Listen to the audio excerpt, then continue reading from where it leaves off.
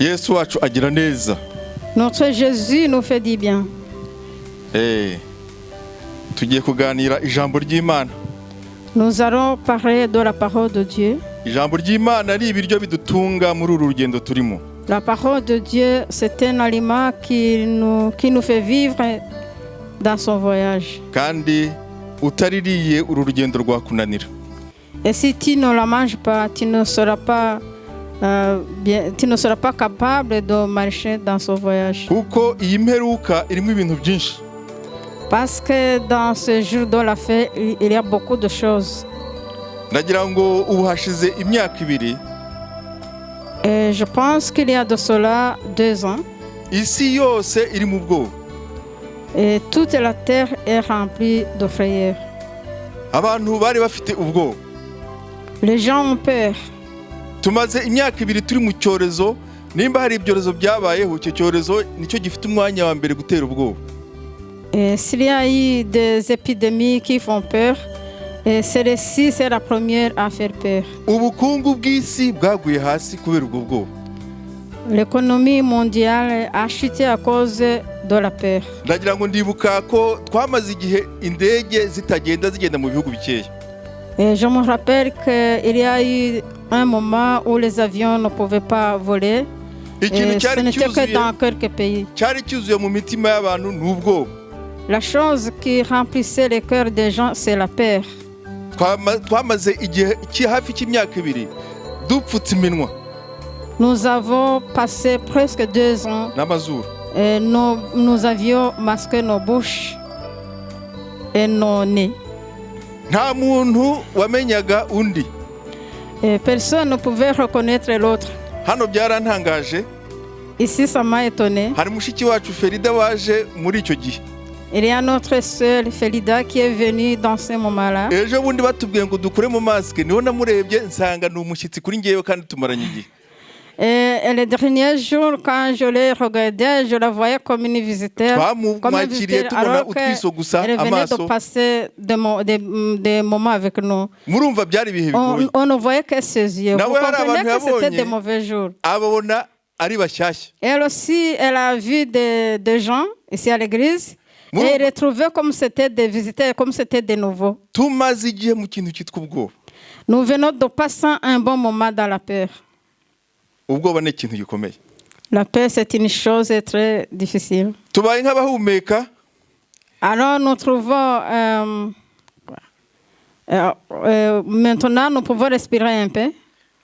Et tugiye kumva twumva ngo Uburusiya na Ukraine hari intambara. À peine nous venons de respirer et maintenant nous commençons à entendre la guerre en Ukraine avec la Russie.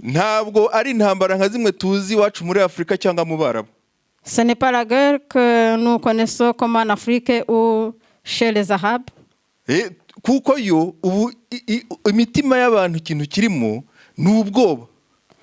Parce que ce qui est dans le cœur des gens aujourd'hui, c'est la peur.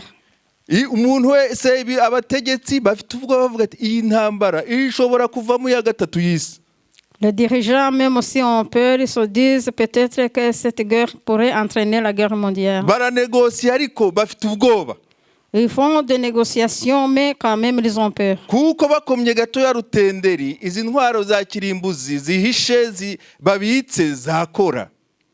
Parce que à une moindre petite chose, ces armes nucléaires, ils peuvent les faire activer.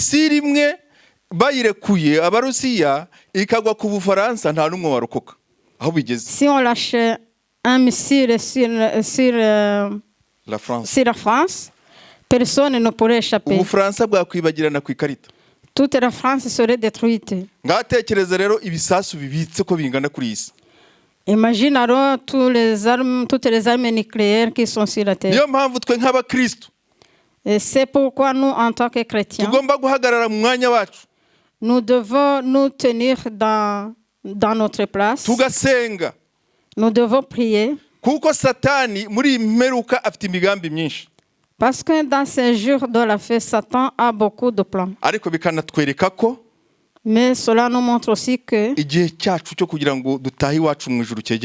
notre temps d'aller chez nous au ciel est proche. kuko ibi byose ni ibimenyetso. Parce que tout ceci, ce sont des Umunsi signes. n'igihe ntabwo tubizi, Nous ne connaissons pas ni le jour ni l'heure. ariko Yesu yaratubwiye ati nimubona Mais Jésus nous a dit, quand vous verrez iyi ntambara igihugu gitera ikindi nk'uko turi kubibona, un pays mener une guerre contre un autre pays, comme ishyanga nous le ritera voyons, irindi, une nation contre une autre nation, mukabona ibyorezo, quand vous verrez les épidémies ou les pandémies, mujye mumenya kuko icyo gihe cyegereje. sachez que le temps est proche. Kandi nk'uko byahanuwe ntawe uzabibuza, Et comme l'a été prophétisé, personne ne pourra empêcher cela. ariko harimo intambara z'isi yose zizaba twamaze kugera iwacu. Mais il y aura des guerres quand nous serons déjà au ciel. Ubwoba La peur bwatangiye ku isi hari abantu babiri. La peur a commencé ici sur la terre quand il n'y avait que 2 hommes. Imana imaze kurema Adamu, Après que Dieu ait créé Adam, bamaze gukora icyaha, après que les hommes ont péché, bararebye babona bahindutse, quand ils se sont regardés, ils ont vu qu'ils étaient ubwiza changés. bw'Imana bwabavuyeho. La gloire de Dieu n'était plus sur eux. Imana ije kubasura, Et quand Dieu est venu les visiter, isanga barihishe, ils les ont trouvés cachés. ibahamagaye, Quand il les a appelés, ikintu bari bafite n'ubwoba. la chose qu'ils avaient, c'est la peur. Naho bwatangiriye, C'est là où a commencé la peur. kuko niyo umuntu ari uw'Imana agakora icyaha, mu mutima we hataha ubwoba. Parce que même quand on est un homme de Dieu et qu'on pêche, Kuko dans icyaha le kirarimbuka. cœur, c'est la peur qui arrive. Parce que le péché détruit. Ariko muri ibi bihe Imana ibintu byose byungukiramo. Mais dans ce temps, toutes les choses qui se passent, Iyi Dieu myaka- en tire Iyi profit. myaka 2 navuze ishize, Ces 2 années qui viennent de s'écouler que j'ai dites, ngo nimba hari igitabo cyasomwe cyane s'il y a un livre qui a été lu, ni Bibiliya. c'est la Bible. Kandi société biblique ngo izemprima Et la société biblique qui imprime yagize amakomande menshi. a eu beaucoup de commandes. Imana yacu ibishaka kugira ngo tuyigarukire. Notre Dieu veut que nous retournions à lui. Kandi ingaruka zira ntambara y'Abarusiya ntawe zitari kugeraho. Et la conséquence de cette guerre de la Russie avec l'Ukraine arrive à tout le monde. Ubu urajya kuri pompe, Maintenant, essence. tu vas à la pompe d'essence. iyo uhageze Quand tu y arrives, amafaranga wishyuraga si yongera kwishyura.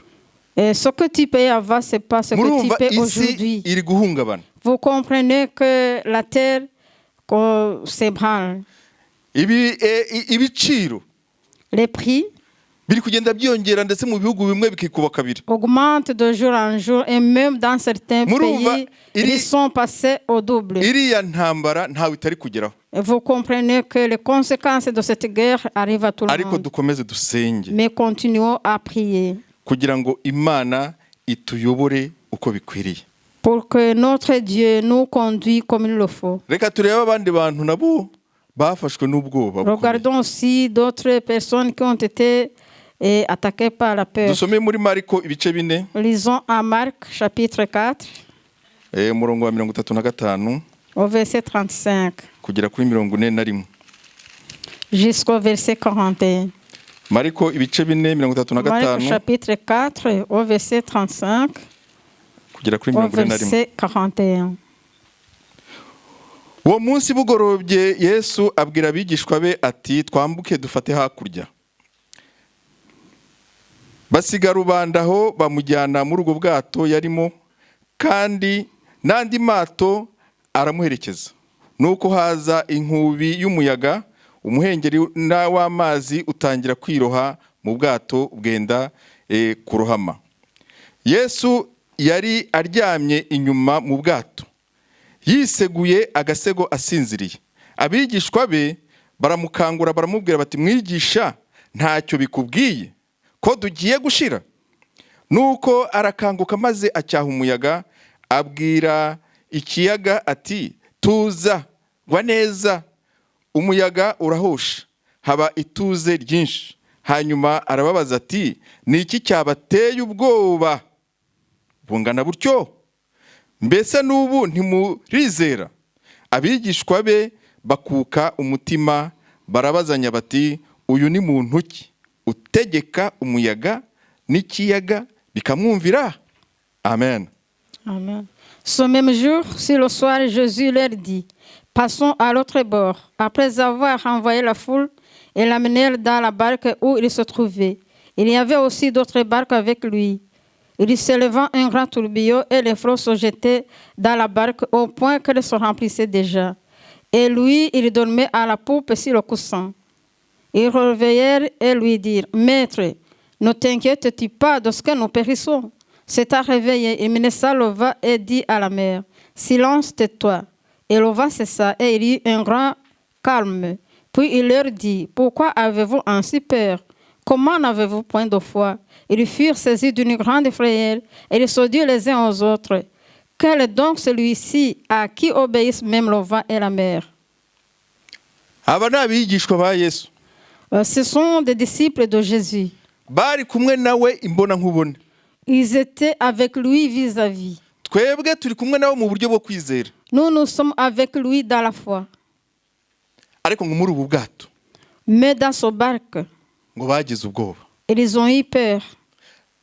Natwe turi mu bwato turagenda. Nous aussi, nous sommes dans la barque, nous sommes en marche. Turi kujya he? Turi kujya mu ijuru. Où allons-nous? Nous allons au ciel. Twabwinjiyemo igihe twizeraga.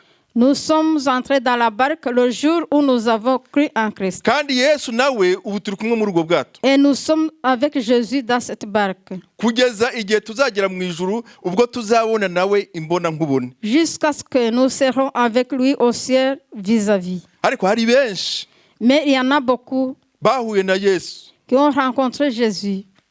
ariko nta bwato bigeze binjiramo. Mais ils n'ont jamais entré dans la barque. Kandi bahuye nawe. Alors qu'ils ont rencontré Jésus. Yesu yari kumwe n'abajura aba babiri. Jésus était avec 3 voleurs. Hariya ku musaraba. Là à la croix. 2 voleurs. 2 voleurs, pardon. Abajura. Les voleurs, Aba bajura ces brigands. umwe hakuye ubugingo yinjira mu bwato. L'un a trouvé la vie sur la croix et entré dans la Ariko barque. undi ntabwo yabonye. Mais l'autre n'a pas eu la vie. Ibyaha byabo byari bimwe. Pourtant, leurs péchés étaient les mêmes. Umwe ari iburyo n'undi ari ibumoso bwa Yesu. L'un était à la droite de Jésus, l'autre à sa gauche. Umwe ubujura bwe arababarirwa bumuvaho. Le premier voleur a été pardonné. Undi kugira ngo avuge ati nanjye unyibuke byaramunaniye. Et l'autre, au lieu de dire Seigneur, souviens-toi de moi, il n'a pas pu le dire. Ujye ushima Imana kuko wakiriye agakiza. Loue le Seigneur parce que tu as reçu le salut. Hari abandi mwakumviye hamwe. Il y en a beaucoup qui ont entendu la parole de Dieu avec toi, Ariko ntako bafite. mais ils n'ont pas de salut.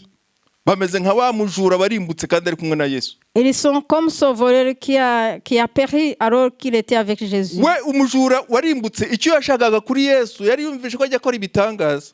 Ce voleur qui a péri avait entendu que Jésus faisait des miracles. Hari abakurikira Yesu bashaka ibitangaza. Il y en a qui suivent Jésus pour rechercher des miracles. Hakaba n'abandi bakurikira Yesu bashaka imbabazi z'ibyaha Il byabo. y en a d'autres qui suivent Jésus mais qui désirent le pardon de leurs péchés. Yabwiye Yesu ati ngewe icyo nshaka. Il a dit à Jésus, moi ce que je veux. Wazuye abapfuye. Toi ressusciter les morts, cela je le Numvise ko wazuye Lazaro yari yaboze amaze iminsi ine. Et j'ai entendu que tu as ressuscité Lazare alors qu'il venait de passer 4 jours. Nge nawe twava kuri uyu musaraba. Si tu disais un seul mot, toi et moi nous descendrons de cette croix. Nicyo cyari icyifuzo cye. C'était son sujet de prière. Hari abantu bakurikira Yesu bashaka kugira gusa ngo abakorera ibitangaza. Il y en a qui suivent Jésus mais qui ne désirent que des miracles. Umukobwa akavuga ati ngenda kurikira Yesu kugira ngo azampe umugabo. Une jeune fille suit Jésus et pour qu'un jour Jésus lui donne un mari. Undi agakurikira Yesu ati ashobora kumpa ku mayero. Un autre suit Jésus et se dit Jésus pourrait me donner des Ibyo euros. akaba ari ibyo ashyira imbere. Et c'est cela qu'il met en avant. ni umusore akavuga ati ndakurikira Yesu kugira ngo nzabone umugeni. Un jeune homme se dit, je dois suivre Jésus pour qu'il me donne une fiancée. kandi koko nabyo arabitanga. Et c'est vrai, cela aussi Jésus le donne. utagira ngo ndabirwanya. Et ne pense pas que je suis contre. ariko yaravuze ngo nimubanze munshake. Mais il a dit, cherchez-moi premièrement. ibyo byose ni inyongezo. Et tout le reste, vous serez inyongera ajouté. atwongereraho. C'est un ajout que Jésus iyo nous ubishyize donne. imbere Mais quand il le met en avant, agakiza ntikinjira. le salut n'entre pas.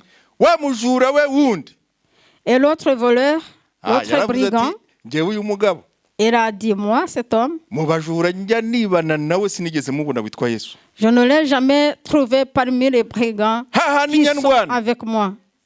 hamwe nyandwana Et là où je vais me battre, hamwe nica abantu là où je vais tuer les gens, ntabwo nigeze numva umuntu witwa Yesu. je n'ai jamais entendu parler de Jésus. ubu bamuhoye iki koko? Pourquoi on le tue? njyewe ndazira ibyaha byanjye.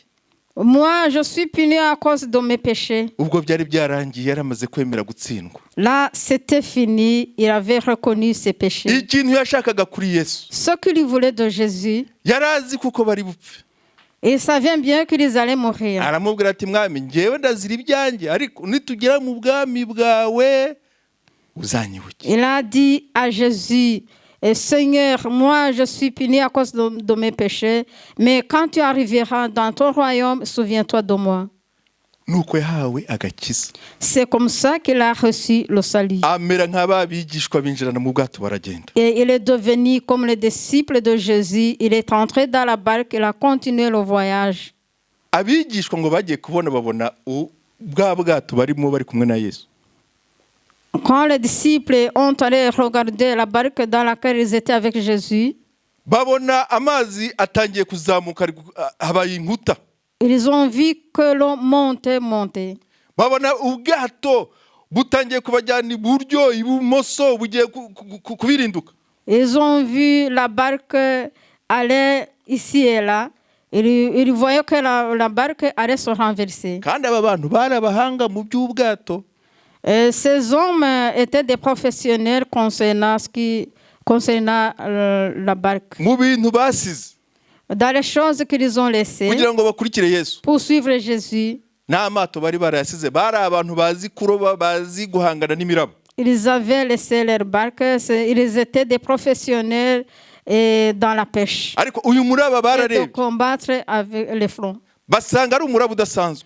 Mais quand ils ont regardé les flots, ils ont vu que ce sont des flots inhabituels. bagiye kureba Yesu Et quand ils ont regardé Jésus, basanga Yesu ari kugona yisinziriye. ils ont trouvé Jésus ronflé, il s'endormait. basanga rwose Yesu ari mu mutuzo yibereye mu gitotsi. Ils ont trouvé Jésus vraiment tranquille dans le ubwato bwajya sommeil. hejuru Que la barque va au-dessus, bwagaruka hasi que la barque retourne en bas. Yesu arisinziriye. Jésus dort. bo bari kurwana badaha amazi basubiza mu nyanja. Et il lutte pour tirer l'eau dans la barque. barareba ati uyu mugabo usinziriye gutya. Et ils ont dit, mais cet homme qui dort comme ça, turi 12 nous sommes 12. yaza akadufasha Et s'il venait nous aider, akaza akadufasha tukarwana n'umuraba. qu'il vienne nous aider pour combattre ces flots. ubwoba bwari bwabatashye babona ko urupfu rubegereye. Ils avaient tellement peur qu'ils pensaient qu'ils allaient mourir. akenshi iyo urupfu rwegereye Souvent, quand la mort approche, icya mbere gitaba umwana w'umuntu n'ubwoba. la première chose, c'est la peur. Que nabo tu niko bari ressens. bameze. Et aussi, ils étaient comme ça. baramukangura Ils l'ont réveillé. bagize ngo baramutinya.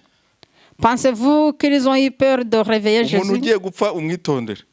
Fais attention à une personne qui est sur le point de mourir. hari igihe ubugome bwamufata yari akubikiye akaguhitana ati n'ubundi ngiye gupfa. Il peut arriver que la méchanceté qui est en lui se réveille et peut te faire du mal. Parce qu'il se dit, je vais mourir. bati ariko se mwami mwigisha Alors ils disent, ntacyo bikubwiye Maître, kuba tugiye gushira. cela ne t'inquiète pas Tugiye de ce gupfa que wowe nous uryamye. périssons. Nous allons périr et toi tu dors. wabyutse tugapfana nawe uri maso byibuze. Réveille-toi et meurs avec nous, étant au moins éveillé. Yesu ngo arabareba ngo mwabanyabwoba mwe. Et Jésus le regarda, les observa, il dit, vous qui avez peur. Hari igihe natwe ukajya tubona bwadufasha. Parfois aussi Jésus nous voit dans la peur. Akakureba akabona ibibazo wahuye urimo byagutagangaje, ubwoba bwakujyanye kure y'Imana. Et Jésus t'observe, il te voit avec tes difficultés qui t'ont tellement peiné. Ugasanga amasengesho ufite no kuvuga ngo ariko mwami Yesu urihe koko. Et les prières que tu as, c'est de dire, mais Jésus, où est-ce que tu es? Ibi bintu biri kumbaho ubwo ntabwo biruzi. Tu ne vois pas les choses qui m'arrivent. Ntabwo ubona ko merewe nabi. Tu ne vois pas que je suis malheureux. Ntabwo ubona ko iki kigeragezo cyenda kumpitana. Tu ne vois pas que cette épreuve est au point de m'emporter. Ngaya amasengesho umunyabwoba. Voilà les prières d'une personne qui a peur. Ariko Yesu aravuga ati mwabanyabwoba mwe. Mais Jésus le dit, vous qui avez mutagira kwizera mwe. Vous qui n'avez pas de foi. Uyu muyaga niwo muri gutinya. Vous avez peur de ce vent? Yesu ngo agira gutya gusa. Et Jésus il fit comme ça. Aravuga ati tuza. Et il dit, silence, tais-toi. Inyanja itako gutya ijya kuri nivo. Et la mer devait calme. Bya byizi byari biri mu kirere byose byumvishijwe rya Yesu biramanuka. Toutes les eaux qui étaient dans l'air, quand ils ont entendu la voix de Jésus, redescendirent. Uko niko ajya dukura mu bibazo. C'est ainsi que Jésus nous retire dans les problèmes. Byari bigiye kutwica. Des problèmes qui allaient nous tuer. Ibintu byashaka kugira ngo upfe uveho urimbuke. Les choses qui voulaient que tu meurs, que tu périsses. Yesu ajya agira atya akabitunga ikiganza cye. Jésus étend sa main et toutes les choses deviennent calmes. Bigatuza. Et toutes les choses deviennent calmes. Tujya dutabaza Yesu tumubwira uti ngwino wirukane ibi bintu. Invoquons toujours Jésus pour lui dire, viens, chasse toutes ces choses. Tumaze iyo myaka 2 dusengera iyi corona.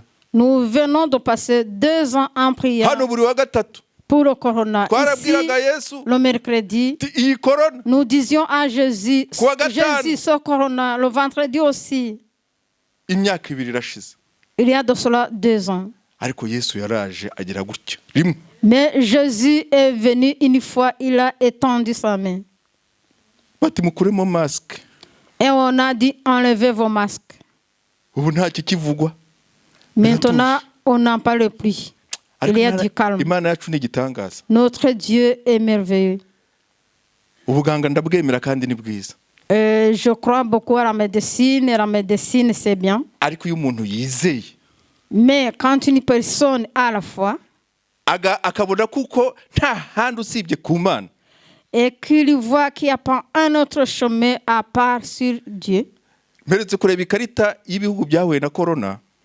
J'ai regardé sur la carte les pays qui ont été beaucoup frappés par le corona. Bari kuvuga babyerekana ngo bari muri rouge, bari muri orange, aba bari muri couleur runaka. On disait ces pays-ci sont dans le rouge, dans l'orange ou dans d'autres couleurs, suivant que le corona est là. Muzi ikitangaza Imana yakoze ku bihugu bikennye. Vous savez le miracle que Jésus a opéré dans les pays pauvres? Ibihugu bikennye byabuze amafaranga yo kugura urukingo. Les pays pauvres n'avaient pas d'argent pour acheter le vaccin. Urukingo rwari ruhenze, abafite agatuza kanini ibihugu bikomeye nibe byabaje kwifatira urwa mbere. Et le vaccin était cher, ce sont les pays riches qui ont acheté les premiers le vaccin. Kuri iyo karita, sur cette carte, muri enquête yakozwe, dans une enquête qui a été faite, kwa duhugu dukennye, et les petits pays pauvres, bagiye gupima, quand on est allé tester, basanga nta corona iriyo. On a trouvé qu'il n'y a pas de corona. Abantu boko barayirwaye. C'est vrai que les gens ont tombé malades à cause du corona. Ils n'ont pas eu même de l'argent pour acheter le vaccin. Mais Jésus les a gardés. Alors, ils ont trouvé que ces pays ont développé de l'immunité. Dieu a mis l'immunité dans leur corps. korona basanga ntayo bafite. Et ils ont trouvé qu'il n'y a pas de corona. Nimba koko hari n'abake bapfuye barwaye bapfuye, ariko abandi babuze imiti. Umubiri Imana yaremye yaturemanye uburyo abasirikare bacu bashaka imbaraga zo kugira ngo bahangane n'indwara. Même s'il y a eu quand même quelques morts, mais notre corps, Dieu l'a créé de façon qu'il y a mis de l'immunité pour que nous puissions combattre contre les maladies. Ubwoba La peur.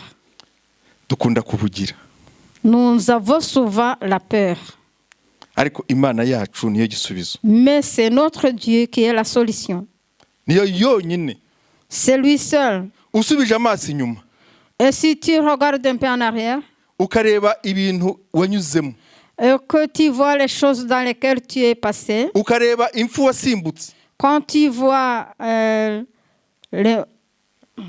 mort que tu as échappé, à la mort que tu as échappé. Merci. Ngewe hariya nyasubiza amaso inyuma. Parfois, moi, je tourne mes regards un peu en arrière. Nkareba impfu nasimbutse ni nyinshi. Je vois que vraiment j'ai échappé plusieurs fois à la mort. Byonyine ngo nkivuka. Et quand je suis né, mfite ndaka bébé, quand j'étais encore bébé, ni ngo nahubutse ku gitanda nikubita hasi. Je suis tombé de mon lit sur le sol. Hanyuma igufa ryahangaha rirasohoka. Et l'os du clavicule était sorti. Abaganga babirebye kurisubizamo birabananira. Les médecins ont examiné, c'était difficile de remettre l'os à sa place. Ariko Imana yari izi ko hari umunsi umuntu witwa Onesimo azahagarara hano.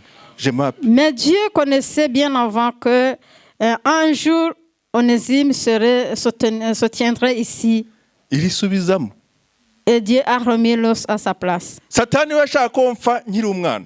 À ce moment-là, Satan voulait que je meure étant encore bébé. Ikintu atashakaga ntiyashakaga ko nzigera mvugira Imana. Ce qu'il ne voulait pas surtout, c'est que je puisse parler pour Dieu. Ariko Imana yari izi ko hari umunsi umwe izankoresha. Mais Dieu connaissait bien avant qu'il y a un jour qu'il m'utiliserait. Indinda urupfu.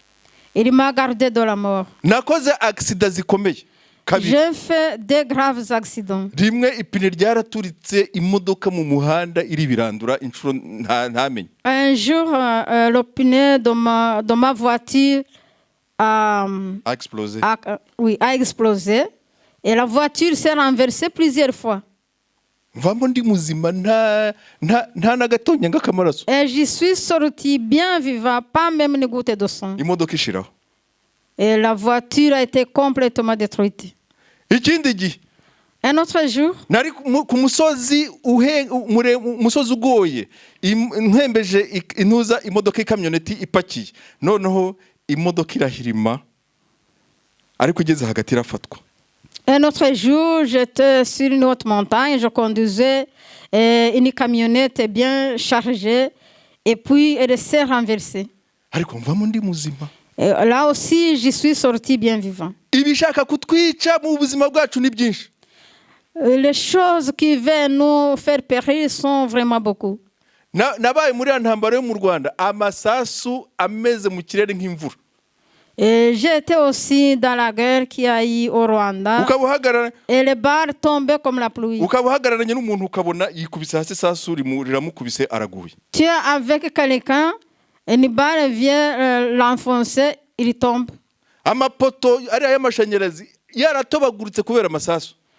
Et les poteaux électriques là sur les routes étaient vraiment détruits à cause des balles. Mais là aussi, Dieu m'a gardé pendant 3 mois. Et j'étais dans cette guerre. La maison que j'occupais,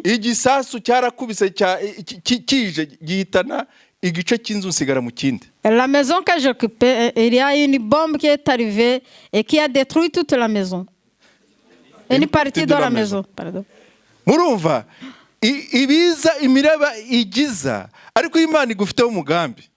Vous comprenez que les froids arrivent, mais quand Dieu a un plan sur toi, et lui seul, il peut te garder. Et je dirais beaucoup de choses. Mais notre Dieu nous connaît et il veille sur nous. kandi igufiteho umugambi. Et il a un plan pour toi. Igufiteho umugambi. Il a un plan pour toi. Nimba isi gifite igihe wamujenewe. Et si le monde vient à continuer à vivre pendant longtemps, Hari icyo Imana igushakaho mu myaka nka 50. toi jeune, il y a quelque chose que Dieu veut de toi Twebwe pendant turimo 50 ans. turarangiza imirimo igihe dusigaje n'igitoya. Nous sommes en train de terminer nos œuvres. Le temps qui nous reste est vraiment court. Ariko mwabajene mwe, Mais vous les jeunes, icyaje kukwicaza aha hantu la chose qui te fait venir t'asseoir ici, ni ukugira ngo uzabe umukozi w'ejo uzakorera Imana. c'est pour que tu deviennes le serviteur de Dieu dans les jours à venir. Hari ibindi abajene bo hanze barimo ntimukajye mubareba cyane, Il y a des choses qui occupent les jeunes dans le monde extérieur. kuko Et ne prenez pas leurs exemples nta parce que mugambi Imana ibafiteho. Dieu n'a aucun plan sur eux. Wowe impamvu ujya uza ukicara hano Toi, la raison qui te fait venir t'asseoir ici, igufiteho umugambi, c'est que Dieu a un plan pour toi. kuko buri gihe Imana yicara iteguye itorero ry'ejo. Parce que à chaque fois, Dieu prépare son église de demain. Ubu hari ibintu ijya. Il y a des choses que Dieu t'évite Kugira ngo uzayikorere ejo. pour qu'un jour tu puisses le servir. Burya Moïse Moïse ngo yagombaga gupfa afite amezi aya 3. Moïse devait mourir à 3 mois. Ababyeyi be kumuhisha byari byabananiye. Et leurs parents ne savaient plus le cacher. Bamutereka mu gatebo. Ils l'ont mis dans un panier. Bamushyira muri Nile. Et ils l'ont mis dans le Nil. Nile burya ituruka source yayo iri hariya mu Rwanda iwacu. La source du Nil, c'est au Rwanda chez nous. Kugera mu Egiputa Jusqu'en Égypte, yuzuyemo ingona. il y a plein de crocodiles. Ingona nini ku isi nimwo ziba. Les plus grands crocodiles se trouvent dans le Nil. Inyamaswa nubwo yabikomeye ikapfa kwinjira mu mazi, ingona irayifata kandi kayiciramo. Un animal puissant qu'il soit, le crocodile le tue dans le Nil. Moïse bamushyizemo. Mais dans le Nil, on y a mis Moïse. Moïse a été mis dans le Nil. Imana ifunga iminwa y'ingona. Et Dieu a fermé les guerres des crocodiles. Ingona ntabwo zamuriye we. Les crocodiles n'ont pas pu le manger. Imana yarasibwiye ati mwariye benshi.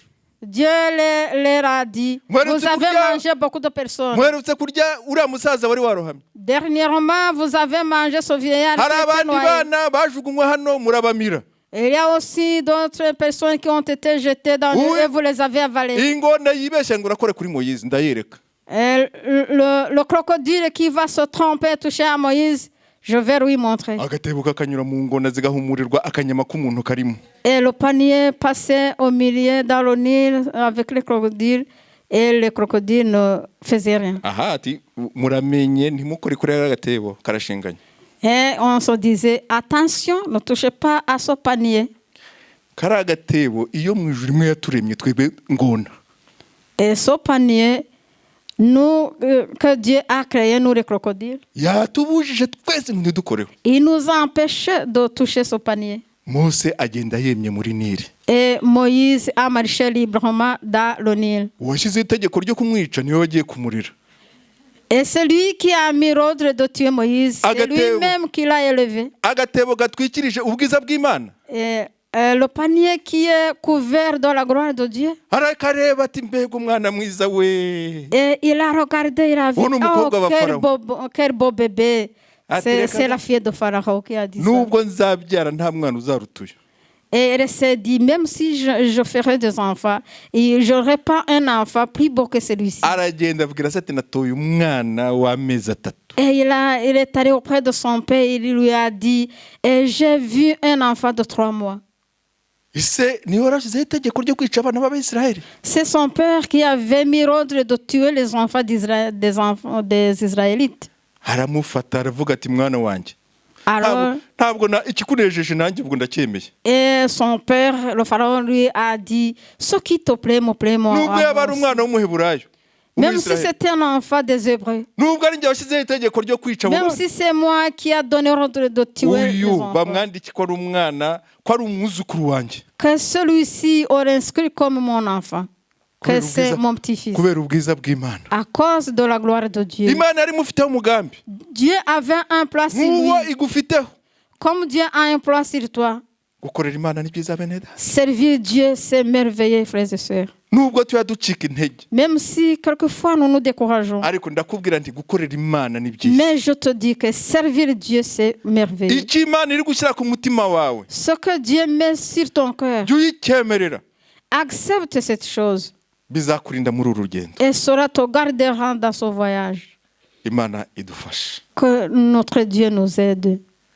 Turi hafi yo gutaha iwacu. Nous sommes sur le point de partir chez nous.